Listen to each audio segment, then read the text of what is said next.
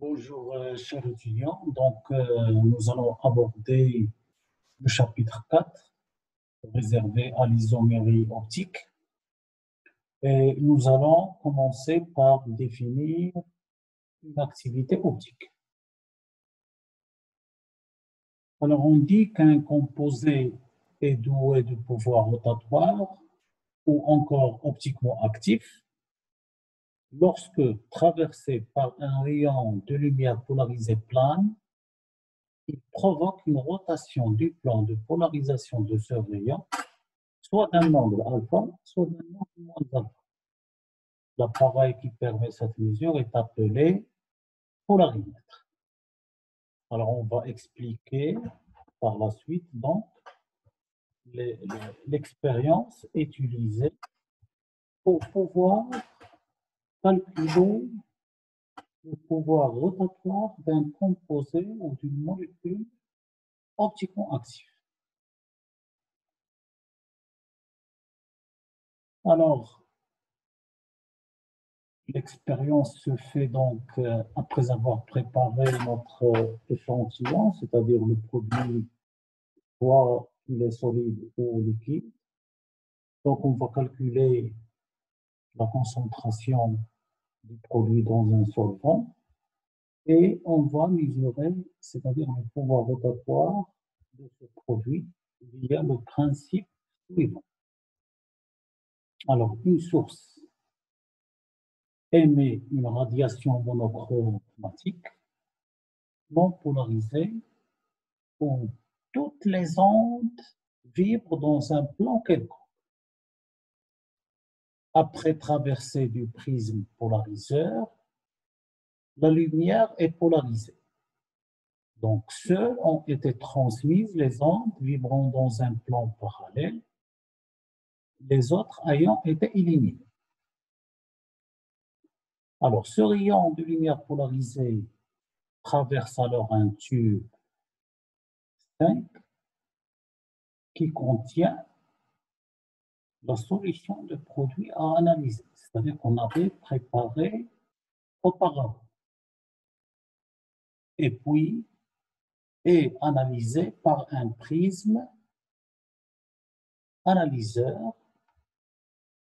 Alors là, si le plan de polarisation a tourné d'un angle alpha, la substance est dite optiquement active.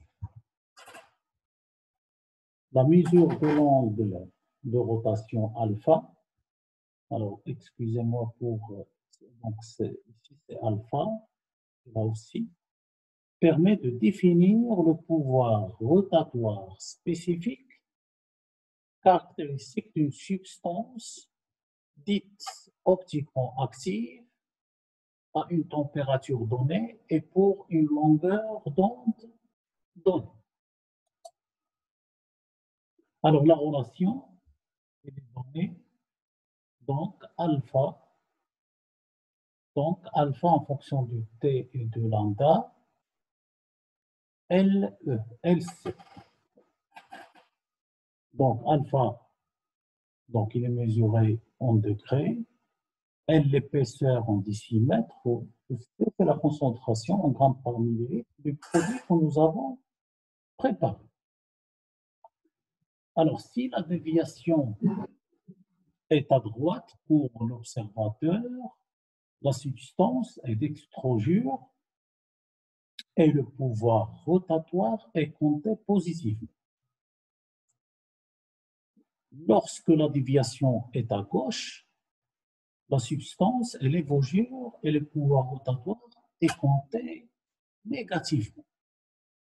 Alors là, on peut avoir une rotation d'un angle plus alpha, comme je peux avoir une rotation de moins alpha. Alors, une substance optiquement active, c'est une substance qui est chirale. Alors, concernant la notion de chiralité et énantiomère, on définit donc un objet chiral tel qu'une molécule dans une conformation ou une configuration donnée lorsqu'il est différent de son symétrique par rapport à un plan. Donc, on prend par exemple les mains. La main droite et la main gauche sont symétriques par rapport à un plan. Mais lorsque vous essayez donc de superposer les deux mains, ils ne sont pas superposés. Donc, condition indispensable pour qu'une molécule soit chirale, il faut qu'elle n'ait ni plan de symétrie, ni centre de symétrie, c'est-à-dire non superposable à son image par rapport à un plan. Alors là, vous avez donc deux exemples. Molécule chirale, le butane de Hall. Donc, vous avez un stéréocentre avec 4 substitutions différentes. Alors là, c'est une molécule chirale. Par contre, ici, le dichlorométhane, c'est une molécule achirale. Alors, le plan contenant les deux liaisons chlore, CCl, est un plan de symétrie par rapport à ce plan-là, c'est-à-dire au niveau des hydrogènes. Donc, il coupe la molécule en deux parties symétriques. Donc, la molécule du dichlorométhane est achirale. Alors, lorsqu'on regarde la molécule du 2,3-dichlorobutane sous la conformation, il présente ici un centre de symétrie. Donc là, vous avez ce carbone-là qui contient donc 4 substitutions différentes. Et cette représentation permet de voir qu'il y a un centre de symétrie ici. On retrouve donc les deux chlores, les deux hydrogènes et les deux CH3. Et par conséquent, donc, l'existence d'un centre de symétrie donc annule la chiralité. Donc, la molécule devient achirale. Alors, nous allons passer maintenant à la notion d'énantiomère et de diastéréoisomère. Et on va commencer par définir, c'est-à-dire au niveau de deux structures symétriques l'une à l'autre, de l'autre par rapport à un plan, et non superposables, ils sont dites énantiomères, du nom grec énontio, opposé, ou inverse optique. Alors, pour illustrer ça, on donne donc des exemples. Vous avez là un carbone stéréocentre avec 4 substitutions différentes par rapport à un miroir. Je retrouve donc la molécule symétrique, mais qui n'est pas superposable à celle-ci. Alors, les deux structures ne sont pas superposables, elles sont énantiomères. Deux énantiomères ont les mêmes propriétés chimiques et physiques, sauf leur action sur la lumière polarisée. Un mélange de deux énantiomères en quantité équimolaire, c'est-à-dire 50-50, est appelé mélange racinique. Son pouvoir rotatoire est nul. Donc là, si j'ai un mélange de ces deux composés, d'accord, là, donc j'ai le premier énantiomère de configuration S, et là, j'ai l'autre énantiomère de configuration R. Alors, je vais vous expliquer donc par la suite, c'est-à-dire au niveau de la configuration absolue. Alors, ici, si j'ai un mélange qui contient à la fois 50% de ce composé de configuration S et 50% de l'autre composé de configuration R, alors là, le mélange est dit racinique et le pouvoir rotatoire sera nul. Donc, c'est un mélange inactif par compensation. Celui-ci, par exemple, va dévier la lumière polarisée plane d'un angle plus alpha. Donc là, c'est plus moins alpha plus alpha, et l'autre d'un angle moins alpha, ce qui va annuler le pouvoir rotatoire. Par conséquent, un mélange racinique est un mélange qui, c'est-à-dire équimolaire de deux énantiomères. Alors, l'intérêt essentiel de cette notion de pouvoir rotatoire, c'est que deux énantiomères peuvent avoir des propriétés biologiques et pharmaceutiques différentes. Alors là, je donnerai par exemple un seul stéréoisomère de la chloron-mécétine, chloramphénicol, possède une activité antibiotique, d'où l'intérêt économiquement parlant de cette notion.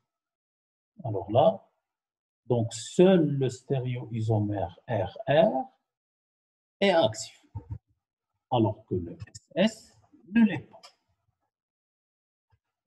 Je donnerai donc deux exemples, c'est-à-dire au niveau un autre exemple au niveau de l'aspartame qui contient donc deux carbones stéréocentres. Alors, il existe donc ces deux configurations énantiomères, le RR et le SS. Alors, si on cherche dans l'Internet, l'aspartame de configuration RR, si vous cherchez, donc vous pouvez trouver que ce composé est peut-être donc un pouvoir amer. L'autre énantiomère a un pouvoir sucre.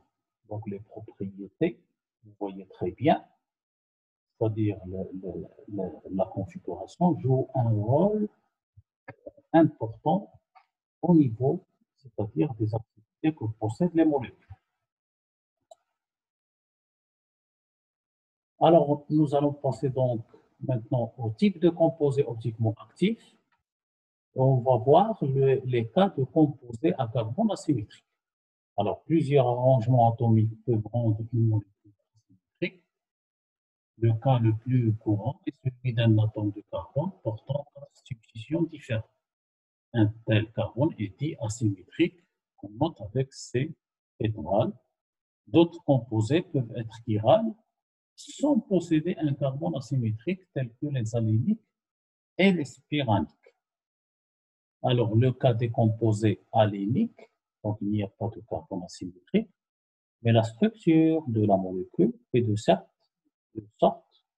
à ce qu'il y ait l'absence d'éléments de symétrie qui fait de cette molécule qu'elle possède donc qu'elle est chirale. Donc, un alène de type, donc là, vous avez le type X, Y, C, doublement lié à C, Y. Si on voit donc le CY et le CYC, on peut tomber dans l'erreur de dire qu'il y a symétrie dans la molécule. Alors, ici, le X est différent de Y, est asymétrique. Et peut exister ces deux formes non superposables. Parce que là, le XY se trouve dans deux plans différents. Là, c'est donc les deux se trouvent dans le plan, alors que le XY se trouve dans un plan perpendiculaire, de part et d'autre du plan, donc, de ce plan. Alors, concernant les cas des composés spiraniques, l'exemple le plus courant, c'est les composés bicycliques comportant un seul atome de carbone commun constituent la famille des spirales. Les deux cycles de ces dérivés ne sont plans dans un même plan. Il en résulte que si chaque cycle est substitué de façon qu'il n'y ait pas de plan de symétrie, la substance existe sous deux formes inverses optiques.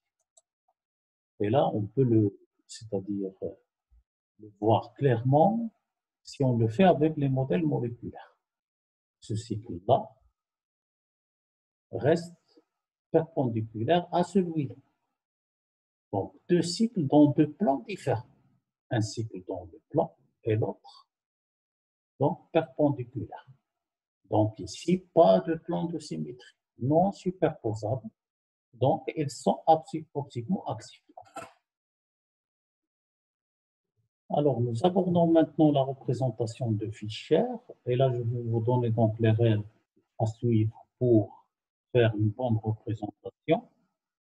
Alors, pour représenter sur le plan de la feuille de papier une structure tridimensionnelle, on adopte la projection de Fischer. Alors, par convention, on doit respecter les règles suivantes. La chaîne carbonée la plus longue se place verticalement. La fonction principale ou le groupe le plus oxydé ou d'indice le plus bas selon la nomenclature doit être en haut. D'accord? Donc, la chaîne carbonée ici. Et la fonction principale, il va se situer en haut. Les liaisons verticales donc, sont en arrière. Le carbone ou les carbones asymétriques dans le plan. Les autres substitutions sont horizontaux et sont en avant. Alors, prenons le cas de molécules contenant un seul carbone asymétrique. Le glycéraldéhyde ou le 2,3-dihydroxypropanol et le parfait. Donc, exemple. Alors là, donc voilà le plan de Fischer. Donc, j'ai deux liaisons dans le plan et deux liaisons dans un plan perpendiculaire de part et d'autre, en arrière et en avant. Si je fais donc par rapport à un miroir, donc je vais retrouver CHO, là, le CH2OH, le H et le H. Alors, l'observateur donc se situe là, c'est-à-dire au niveau de l'hydrogène, il est en arrière. Donc, qu'est-ce que je vois? Je vois le CHO, d'accord? Donc, je dis, la chaîne la plus longue sera placée verticalement. Donc, on l'a fait ici, sachant que le groupe ou la fonction principale ou le plus oxydé sera placé en haut. Et là, donc, je regarde, c'est-à-dire au niveau de l'ADA, de placer le H et le OH. Donc ici, sur ma gauche, l'hydrogène et sur ma droite, le OH. Si je fais donc c'est-à-dire la symétrie, donc je retrouve l'autre énantiomère avec l'autre représentation de Fischer. Alors, lorsque le plus petit substituant est placé horizontalement sur la projection de Fischer, la configuration absolue est l'inverse de ce qu'on lit. Alors, si l'hydrogène il est placé ici, je lis la configuration, mais il faut l'inverser. Alors, pour le cas des molécules contenant plusieurs atomes de carbone asymétriques, dans le cas général, lorsqu'une molécule renferme un atome de carbone asymétrique, le nombre maximum de stéréoisomères est 2 à la puissance n, groupé en 2 n-1 couple d'énantiomères. Donc, c'est une règle qu'il faut respecter toujours. Alors, parmi les stéréoisomères, on peut distinguer des composés énantiomères, pouvoir rotatoire opposé, et d'autres diastéréoisomères de la puissance n qu'on peut considérer comme de véritables isomères géométriques, car ils peuvent présenter des propriétés physiques et chimiques différentes. Et là, je dois donc insister et noter que, c'est-à-dire les diastéréoisomères peuvent être facilement séparés sur colonne de gel de silice, alors qu'un mélange racimique ne peut être jamais. Par définition, donc, les diastéréoisomères sont des stéréoisomères qui ne sont pas énantiomères. Pour les produits racemiques, on a c'est-à-dire des méthodes pour pouvoir séparer les énantiomères. Soit on fait la transition mathématique, d'accord? Donc on ajoute une enzyme qui va reconnaître un seul énantiomère, d'accord? Il va le prendre et comme ça on peut le séparer.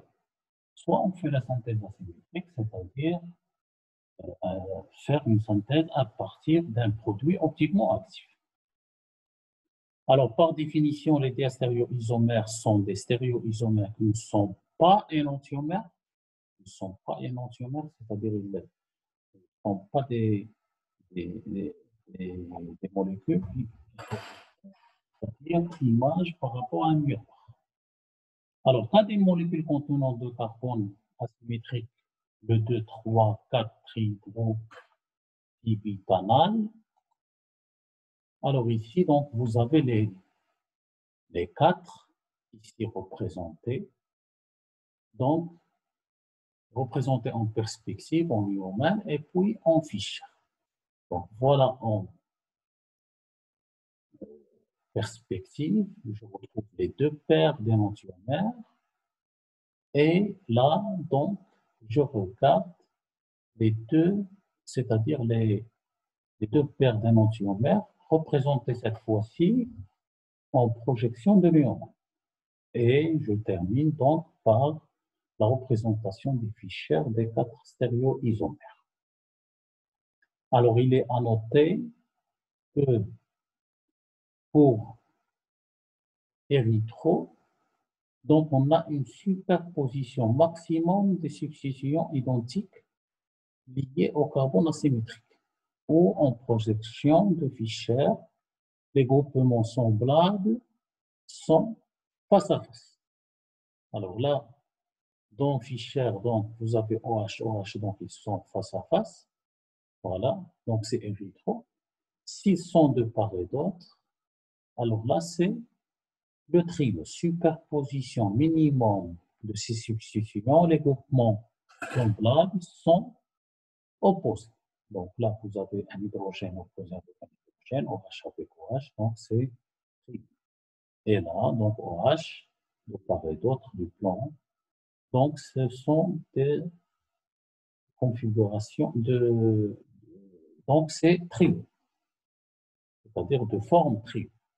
Les deux formes érythro et trio sont dites diastéréoisomères. Alors, pour schématiser, c'est-à-dire, nous avons deux carbones asymétriques, donc deux carbones dans 4 stéréoisomères qui forment 4 couples de diastéréoisomères et 2 couples d'énantiomères. Donc, nous avons là le premier paire d'énantiomères, le deuxième paire, c'est-à-dire d'énantiomères, et celui-là avec celui-là, c'est-à-dire je vais me retrouver avec le changement de la configuration d'un seul carbone asymétrique. Alors là, ça va former un diastéréoisomère, le deuxième paire, le troisième et le quatrième. Donc j'ai au total 2 paires d'énantiomères et 4 paires de diastéréoisomères. Alors nous allons donc voir un exemple de cas de molécules symétriquement substituées. Alors lorsqu'une molécule symétriquement substituée possède n atomes de carbone asymétrique, le nombre maximum de stéréoisomères, cette fois-ci, est de 2n-1, groupé en 2 à la puissance n-1 couple de diastéréoisomères. Alors ici, le butane N2, 3, 4 tétrol. Vous remarquez dans cette représentation de Fischer qu'il y a un plan de symétrie qui coupe la molécule en 2 parties symétriques et par conséquent, ces 2 molécules sont semblables. Ils sont superposés. C'est-à-dire, on parle de la forme méso, érythro, mais inactif par conséquent. Alors, lorsque les 2 hydrogènes sont de part et d'autre, donc il n'y a pas de plan de symétrie, donc la molécule est chirale, donc 2 molécules, donc les 2 molécules, l'image de l'autre par rapport à un miroir, sont non superposables et par conséquent sont 2 molécules optiquement actives. Alors, d'une manière générale, en représentation de Fischer, toute molécule ayant un plan de symétrie est optiquement inactive. Elle est appelée méso.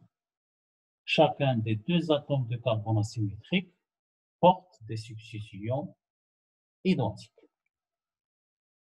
Alors, pour les configurations absolues D et L, on appelle configuration la disposition dans l'espace de substitution d'un atome de carbone. Alors, on a vu au niveau du carbone inférieur centre, donc on peut correspondre deux configurations RS, images l'une de l'autre dans un miroir. Le problème est donc de savoir quelle est la configuration de l'énantiomère dextrogure, quel est l'isomère lévogure.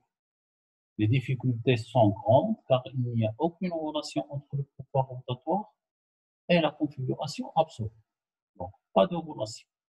La configuration absolue de l'aldéhyde glycérique, là, a été établie. Donc là, on appelle T, glycéraldéhyde. L'énantiomère dans le groupe OH se trouve à droite, dans la projection de Fischer.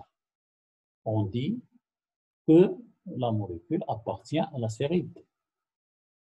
On appelle L-glycéraldéhyde. L'énantiomère dans le groupe OH se trouve à gauche, dans la projection de Fischer. Alors, on dit que la molécule appartient à la série L. Alors, dans le cas des sucres et des acides aminés, on emploie encore la nomenclature DL. Alors, pour un carbone asymétrique, lorsque le groupe OH pour les sucres ou l'amine pour les acides aminés, les aminoacides, s'il est placé à droite, la configuration est dite D. À l'inverse, lorsqu'il est placé à gauche, elle est notée M. Pour illustrer donc tout ceci, voici des exemples. Donc, au niveau du LOH, voilà, donc il est à droite. Donc, je vois donc ici, au niveau de ce carbone-là, qui se trouve en bas. Donc, le OH, il est à droite. Donc, c'est le L. À gauche, c'est le L. Et le OH à droite, c'est le D. D'accord? Érythro et tri.